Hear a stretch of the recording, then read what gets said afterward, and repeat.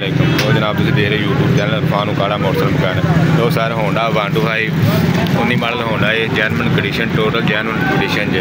Engine जैनमन जे, engine भाई जैनमन, total जैनमन जे। Engine अजे तक नहीं कुछ सामने ओके की रिपोर्ट जे। तो सर फ्रंट चैक कर लो, फ्रंट टायर तुहाडे सामने फुल गुडी है, ओके की रिपोर्ट। रिम भी तुहाडे सामने, अगला मरगाट तुहाडे सामने, शाक वगैरह हर चीज़ ओके है। तो सर इशारे तुहाडे सामने जी कंडीशन है, टोटल जैनमन जे। जो गड्डी निकली उदों इशारे लगे जैनमन।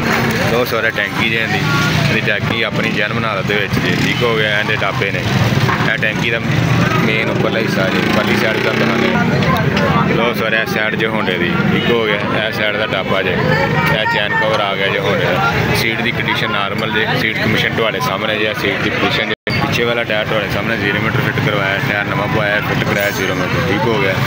चैन कवर कंडीशन तुहाडे सामने जे, इशारे पिछले भी टोटल जैनमन जे। तो सर बैक शाहां की गल कर लो, बैक शाह भी तुहाडे सामने ने ओके ने ठीक हो गया।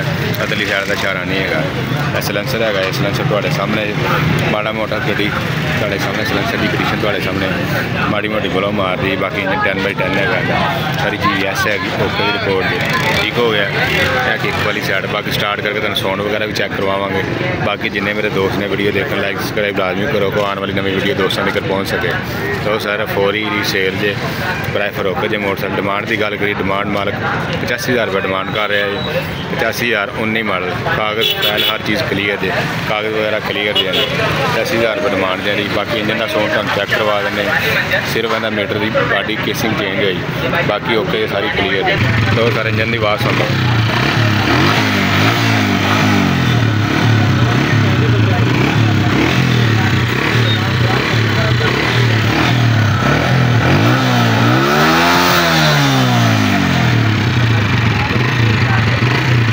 तो सर इंजन की कंडीशन चेक कर ली। इंजन टोटल जैनमन जी, पहली दफ़ा ने रिंग शिंग लगने ने धुआं मार दी गड्डी, रिंग शिंग लगने वाले ने। बाकी टोटल गड्डी तुहाडे सामने जे।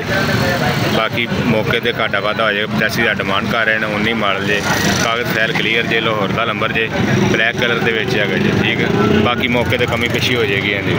बाकी टोटल जैनमन जे, धुआं मार दी, तुम स्टार्ट करके चेक करा दी, हल्का हल्का धुआं छुआ मार दी, रिंग शिंग लगन। इंजन फस्ट पहली दफ़ा खोलना जी, इंजन नहीं खोलिया तुहाडे सामने ने।